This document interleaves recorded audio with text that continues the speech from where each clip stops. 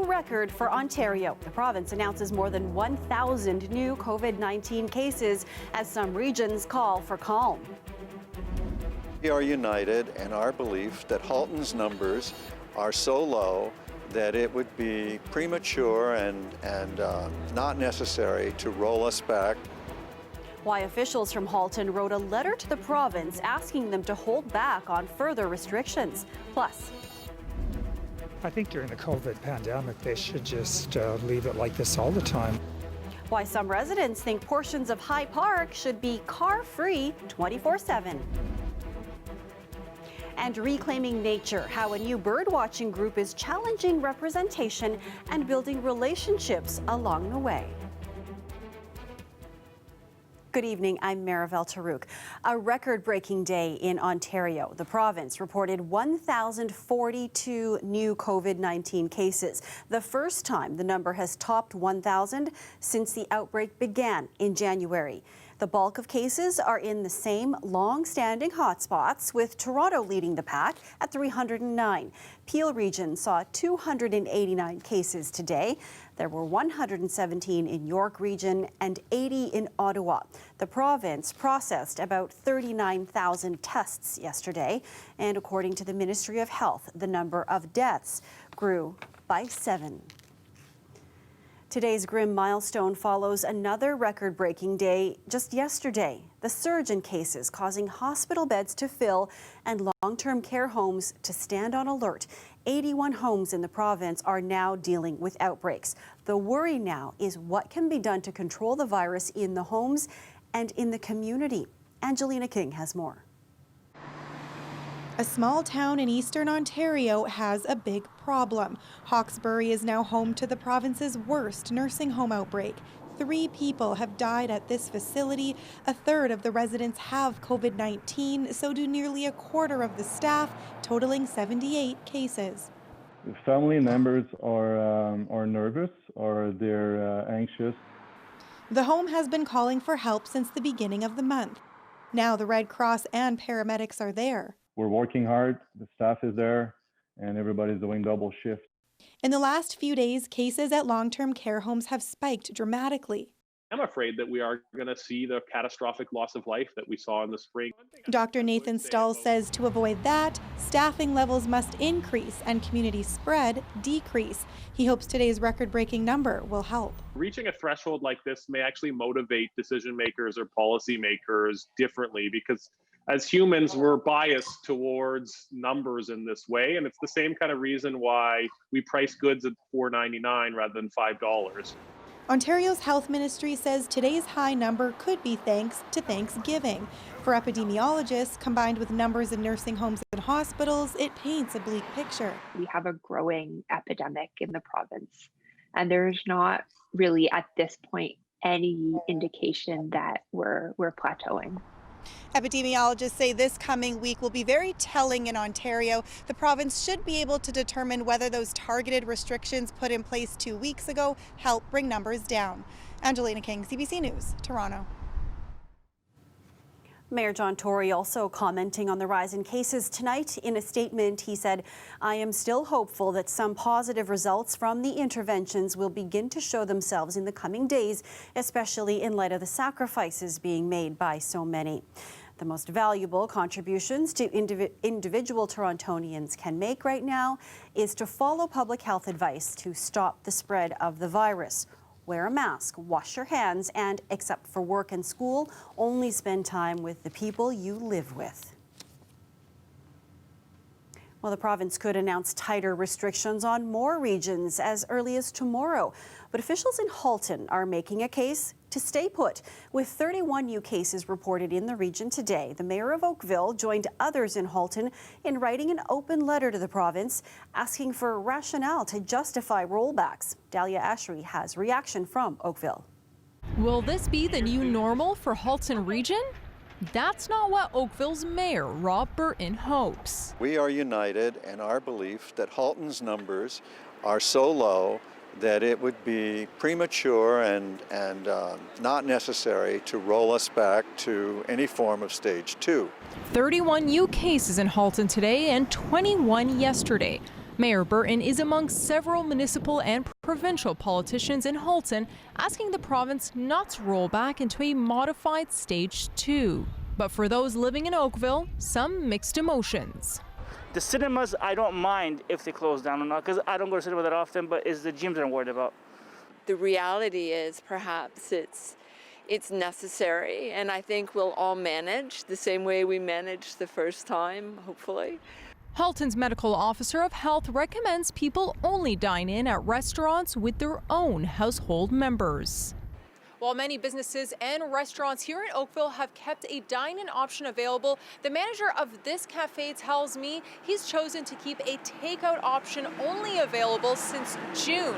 And although they've had a big hit to the business, he says safety comes first. You know, there's additional cost too, as well, being open during COVID. So we just want to do the safest thing for our team. You know, we've got a kind of a shell crew that's on right now, and and just to protect our customers as well. While safety is a concern for Unsworth, the tighter restrictions in hotspots like Toronto have some people feeling like they need a little getaway. There's not much else you can do these days, so I thought Oakville would be a good place to explore. That doesn't worry this Oakville resident. It doesn't concern me that much, because I see most of the people that are abiding by the rules and wearing face masks. But for others, it is troubling. But people have been coming from the hot spots to our gym to the extent that now those of us who live in the area to go to that gym don't feel safe going there anymore. But Mayor Burton says people are still welcome so long as they are being safe. The people that are visiting us are understanding the need to behave. They're understanding the need to keep their distance, wear their masks, and so on. Premier Doug Ford is expected to announce tomorrow whether or not Durham and Halton region will be going into modified Stage 2. Dahlia Ashry, CBC News, Oakville. A man is dead after a shooting at an LCBO near Victoria Park and the Danforth at about 5:30 this evening. When the officers arrived, they located a 22-year-old male suffering from an upper body gunshot wound. That male was quickly transported to a local trauma center. Sadly and tragically, he succumbed to his injuries, so he was pronounced deceased. Police say 3 suspects fled from the scene, but officers were able to stop their vehicle. They're now in custody. The homicide unit is investigating. At this point, police believe the victim and suspects did not know each other. Anyone with information is being asked to come forward. And in Markham, the province's police watchdog is investigating after a crash involving Toronto police seriously injured a 55-year-old man. It happened on Highway 7 near 9th Line at around 5 p.m. The SIU say Toronto police were following a vehicle in the area of Steeles and Bathurst in Toronto prior to the collision.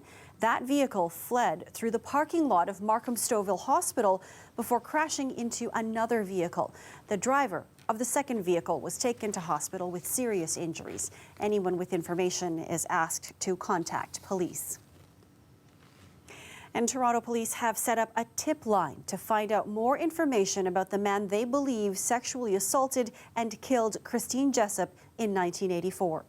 Police say tips have made a difference as police continue to investigate the killing.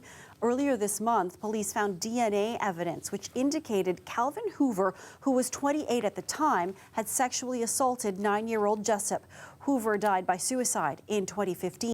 They say he would have been charged with her murder if he were alive. Jessup disappeared in October 1984. Her body was found on New Year's Eve on a farm 55 kilometers away in Sunderland.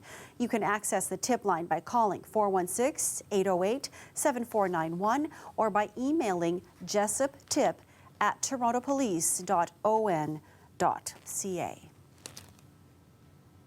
A rally was held today in honor of Abdirahman Abdi, an Ottawa man who died after an altercation with police in 2016.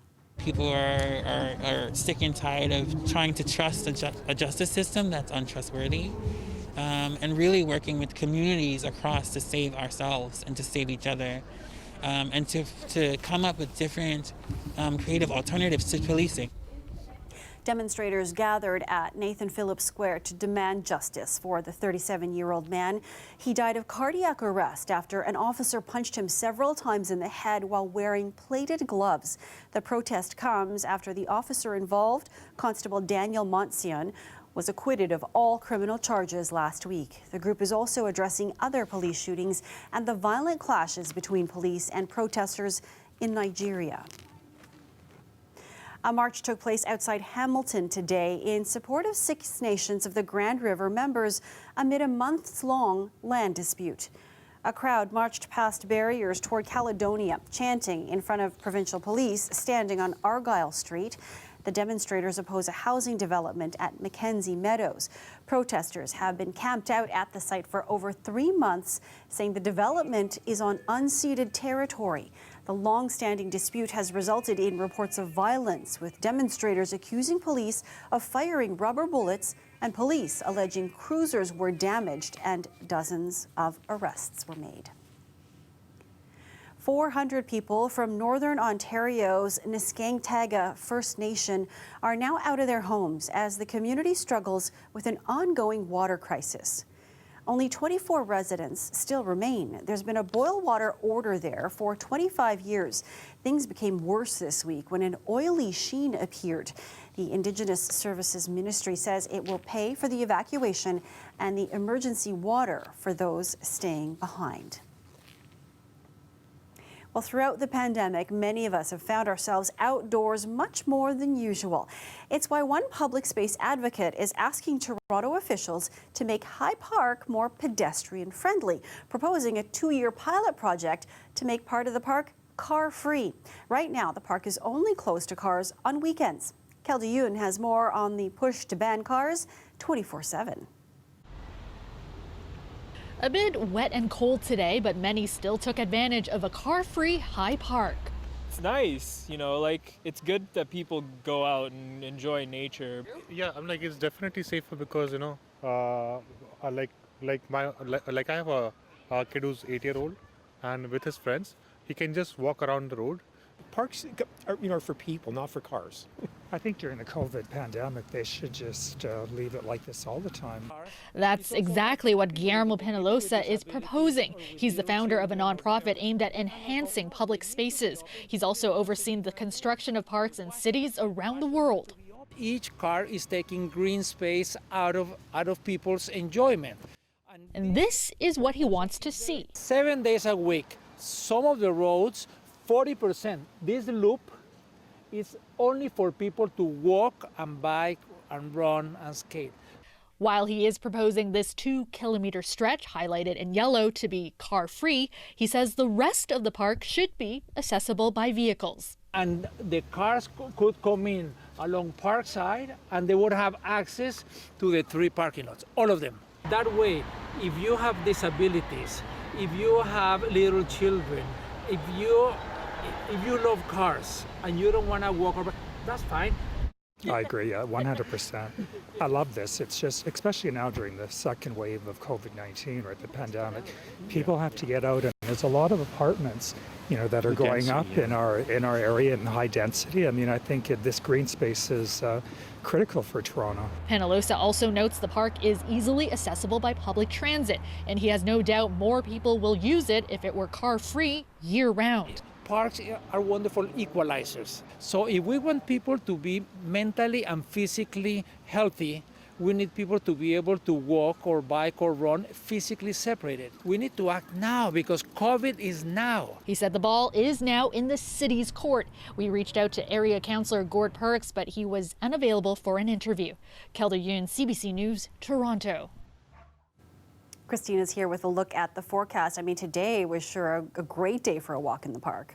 Absolutely, Maribel. A little bit chilly because we are trending below seasonal, but here comes those waves of moisture. So your Sunday overnight, 6 degrees, feeling like 2. And I'm going to get to those details in just a moment. I'm going to give you a play-by-play about that timeline. But here it comes. So that high pressure that's been sitting over the Great Lakes, keeping us cool and dry, that pushes out. Here comes in the system. Now, the models have been changing frequently, but it looks like this system is really going to be penetrating over eastern Ontario. It's in a rush to make its way into the Atlantic. You're seeing this beautiful blue. Well, it looks like we could be seeing our first snowfall for for Ottawa. The Ottawa Valley may see some snow, but back to that rainfall. Here's your play-by-play. It looks like in the very early hours, this is now about 3 or 4 a.m., we're going to start to see that rainfall penetrating Toronto. So your Monday morning, yeah, you're going to need your umbrella at 5 degrees, feeling like 2.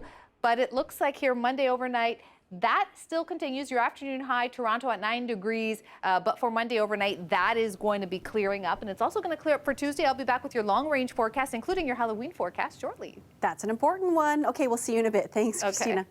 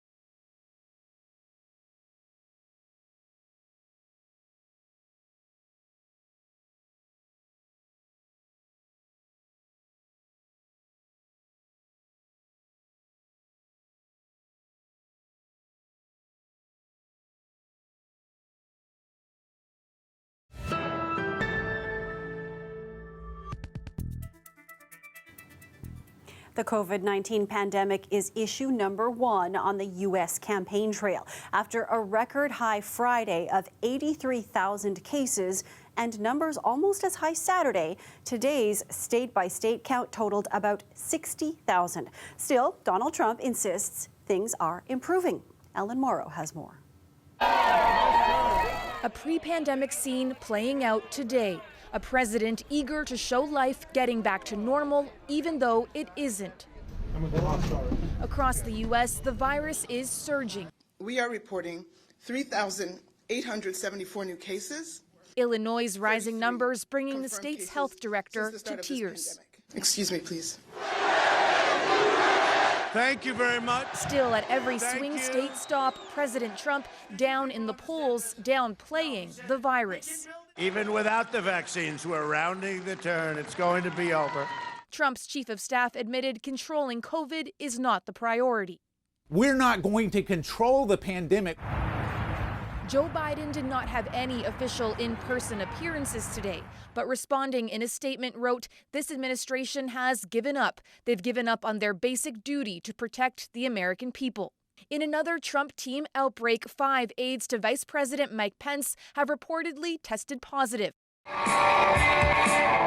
Despite being in close contact with at least one of them, Pence, who has so far tested negative, traveled to Battleground, North Carolina.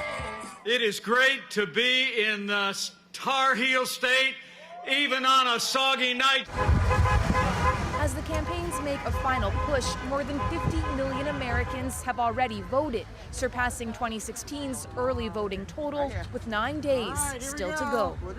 The polls were wrong in 2016, but right now they show a strong lead for Joe Biden nationally, and he's ahead in several swing states. President Trump visited 6 states this weekend. That busy travel schedule and his rosy picture of the pandemic, all part of the strategy to try to hold on to the White House. Ellen Morrow, CBC News, Washington. A new idea takes flight in Toronto. It's a bird-watching collective aimed at bringing underrepresented communities into the natural world. More on Flock Together coming up. And not a bad day out there for the end of October. Coming up, your long-range forecast. Stay with us.